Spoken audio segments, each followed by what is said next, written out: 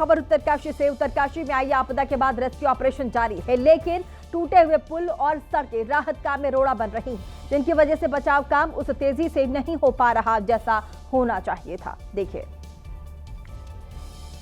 हालांकि तमाम चुनौती के बाद भी बचाव दल रेस्क्यू ऑपरेशन में जुटा है और अब तक करीब 190 से ज्यादा लोगों को रेस्क्यू कर लिया गया है।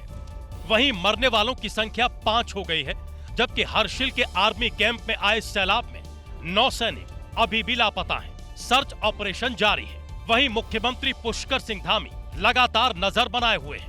ऑपरेशन तो शुरू हो गया है, क्योंकि वहाँ पर सेना के लोग और आईटीबीपी के लोग, एनडीआरएफ, एसडीआरएफ सभी लोग वहाँ पहुँच गए हैं। मलबा काफ़ी ज़्यादा आया है और मलबा भी एक बार नहीं आया, 6 बार जो है तेज गति से मलबा आया है, 6 चरणों में। मुख्यमंत्री पुष्कर सिंह धामी लगातार उत्तरकाशी में बने हुए हैं, यहाँ पर कैंप कर रहे हैं। उनके साथ तमाम बड़े अधिकारी भी इस वक्त उत्तरकाशी में मौजूद हैं। दरअसल सड़कें बुरी तरह से क्षतिग्रस्त हुई हैं। ऊपर से लगातार हो रही बारिश रेस्क्यू ऑपरेशन में रोड़ा अटका रही है। और उत्तरकाशी के धराली में महातबाही के बाद का मंजर बेहद डरावना है। 30 सेकंड का सैलाब सब कुछ बहा कर ले गया और चारों तरफ मलबा ही मलबा छोड़ गया। मलबा भी ऐसा जिसने 2 से 3 मंजिला इमारत को भी अपने आगोश में ले लिया और यही वजह है कि जिला मुख्यालय से धराली तक पहुंचना बहुत मुश्किल हो रहा है। तस्वीरों में देखिए, यहाँ सिर्फ और सिर्फ दलदल दिख रहा है। इसके अलावा गंगोत्री नेशनल हाईवे के दर्जनों स्थानों पर टूटने, सड़कों के धंसने, पुलों के बह जाने से रेस्क्यू टीम भी नहीं पहुंच पा रही है। सभी भटवारी में फंसे हुए हैं।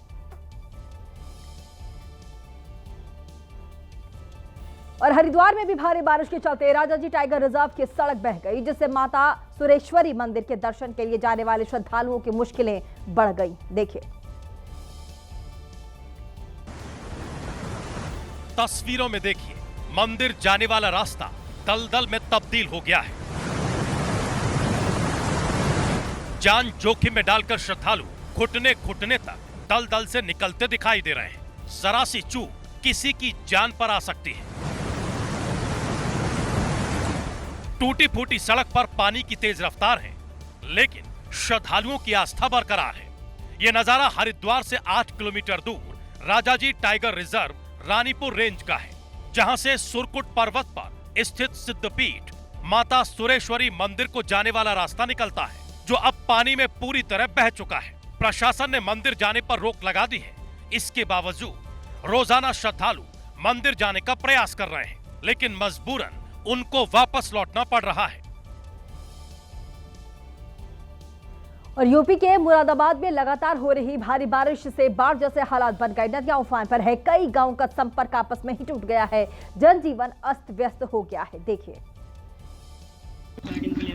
इसके बाद भी लोग जान मुसीबत में डालकर तालाब बन चुकी सड़क को पार करने में लगे। तस्वीरों में देखिए, बैलगाड़ी पूरी तरह से डूबी हुई है, उस पर बड़ी संख्या में लोग बैठे हैं। यहाँ तक कि बाइक भी लदी है, जिन्हें बैलगाड़ी से पार कराया जा रहा है। लेकिन सोचिए, अगर पानी का बहाव थोड़ा तेज हुआ तो क्या होगा। लेकिन लोग हैं कि मानने को तैयार नहीं। सबसे चिंताजनक स्थिति भीकनपुर पुल की है, जो एक बार फिर पानी में बह गया, जिससे कई गांव का संपर्क टूट गया है। उधर नदी का जलस्तर तेजी से बढ़ गया और अब पानी खेतों को पार करते हुए आबादी वाले इलाकों में घुसने लगा है।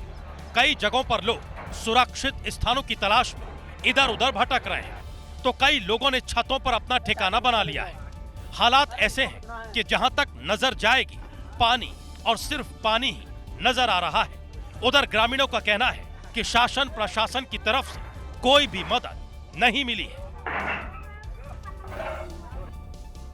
और बिहार के भोजपुर जिले में बाढ़ का कहर जारी है, कई गांवों से संपर्क टूट गया है। लोग अब भी मदद की आस में बैठे हैं।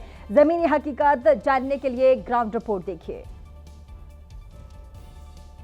बाढ़ ने सड़कें निगल ली हैं और अब रास्ता बचा है सिर्फ नाव का। नेशनल हाईवे से सुहिया गांव पहुंचने का एकमात्र सहारा अब छोटी नावें हैं। ये बाढ़ की विभीषिका है और हर साल, लगभग हर साल अगर सामान्य से तेज अगर बारिश होती है तो यही स्थिति हो जाती है। भोजपुर जिले के जिस गांव में मैं जा रही हूँ, यहाँ आपको घर नजर आ रहे होंगे, लेकिन घर तक जाने का रास्ता आपको नजर नहीं आएगा। गांव तक का ये सफर आसान नहीं है। तेज धारा, पानी की गहराई, और हर तरफ सन्नाटा। सिर्फ यही है इन रास्तों की पहचान।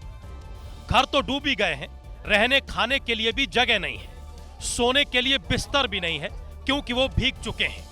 गांव के अंदर जहां कहीं ऊंचाई वाले इलाके हैं, लोग वहीं डेरा डाले हैं।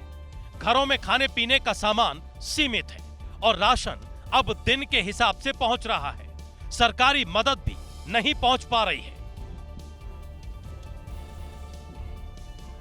और यूपी में भी लोग बाढ़ और बारिश की कहर झेल रहे हैं। बाढ़ की वजह से लोगों का जीना यहां मुश्किल हो गया है, तो उनकी फसलें भी खराब हो चुकी हैं। मिर्जापुर से देखिए ग्राउंड रिपोर्ट।